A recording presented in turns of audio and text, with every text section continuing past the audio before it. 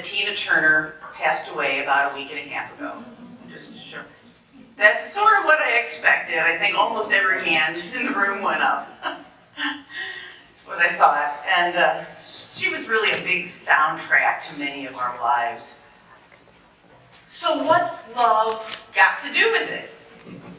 Seriously, I'm asking you the question, what's love got to do with it? Everything. Ding, ding, ding. My first memory of Tina is from a movie called Tommy. Did anybody see that movie Tommy that came out in 1975, the rock opera?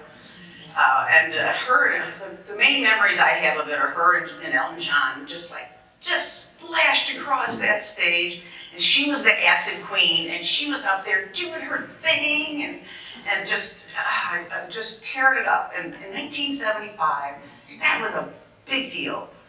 She was I just felt it was so radical, and I was so excited. She was owning it, and she was such an inspiration. And that's before she and Ike broke up, but it wasn't actually until 1984, years later, that she asked that question in song, what's love got to do with it? And that really seemed to resonate with a lot of people. That she wanted only that chemical connection, that physical connection at that point. Not romantic love, since she was burnt out. You know, she was finally free from those years of that difficult marriage, that physically abusive marriage. And, how many here know the story, the history of her and Ike? Yeah, okay, that's what I thought too. If you're from St. Louis, I think you know, because, she's from St. Louis when she was living here that she met Ike. And John actually, he's at a baseball game today, but one of his baseball teammates is a lawyer that actually was a prosecuting attorney, had prosecuted Ike on, I think, his 8th DUI. But I did not know. I think most of us know the story of her abusive marriage with Ike. But I did not know that both of her parents had pretty much abandoned her and her sister, and that she had felt unloved most of her life. And I didn't know that she had a baby at 17. She was an unwed mother, and later attempted suicide during her marriage with Ike after one night when he had cheated on her with 3 women at one time. And that was in the midst of this violent, difficult marriage. How did she turn that around? How did she turn that around? Well, we all know she did. Oprah said, watching Tina perform is what I call a spiritual experience. Each electrifying swing of her miniskirt, every slide of her 3-inch Manolos across the stage. I can't even walk. 3-inch Manolo. That sends a message, I am here. I have triumphed. I will not be broken. When I leave a Tina concert, Oprah said, I feel the same way I do after I've seen great art. I want to be a better human being. I heard that Oprah actually wore a Tina wig for a while until Stedman asked her to take it off. I don't know if she was wearing it to bed or whatever, but we won't go there. But did you guys know that Tina was a Buddhist? Yes. I did not know that. How did I not know that? Buddha said, you yourself, as much as anybody in the entire universe, deserve your love and affection. And you've heard that here before, but I'm going to say it again. Buddha said, you yourself, as much as anybody in this entire world, deserve your love and affection. So how did she turn it around? I think that she took that message of self-love and she ran with it. That's what I think.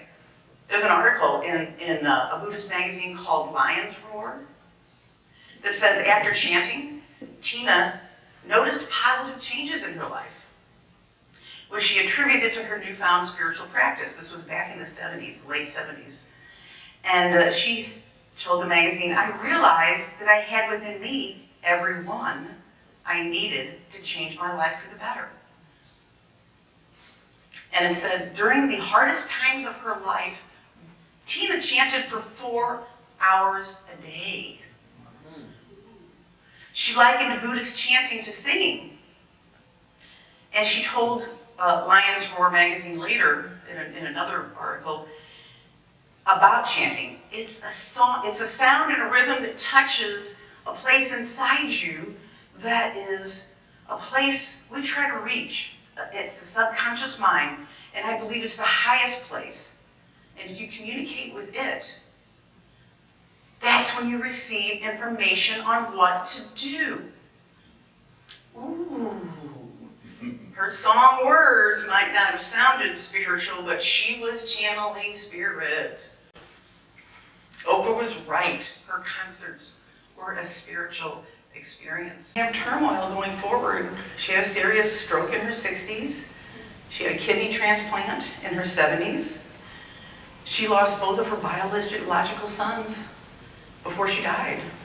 She definitely had her challenges, but she actually, well, she had the expected suffering that we have in Earth School, the dukkha, as Buddha calls it, but she faced it with mindfulness and grace.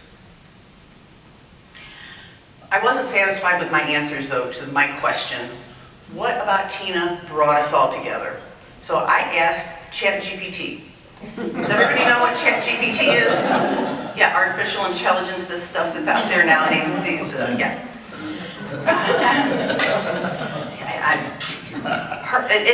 The summary of its response was her immense talent, resilience and determination, authenticity, timeless music, and inspirational story touched the hearts of people worldwide, making her an icon in the music industry.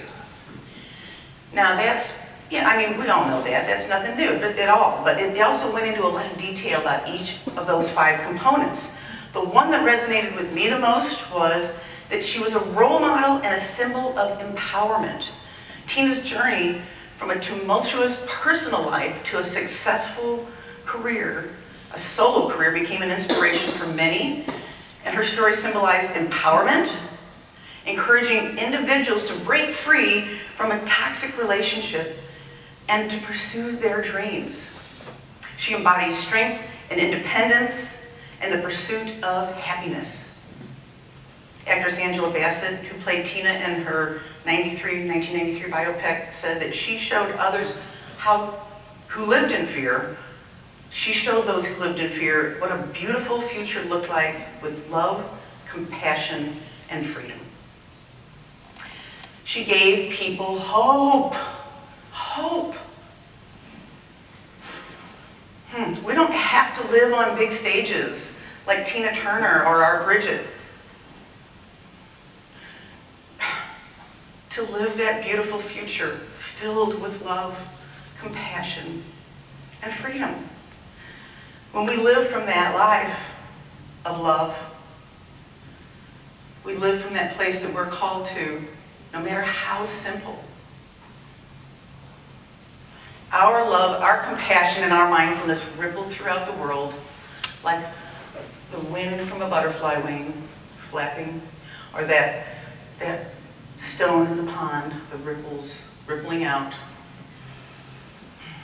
So our affirmation is, today I remember that love has everything to do with it. And Jim reminded me, he actually asked me if that had anything to do with the John Lennon love is all we got, or all we need. And it's like, I didn't even think of that. Tina and John are up there now too, singing to us. So if you would repeat after me, if you've got it on your flyers. Today, I remember that love has everything to do with it.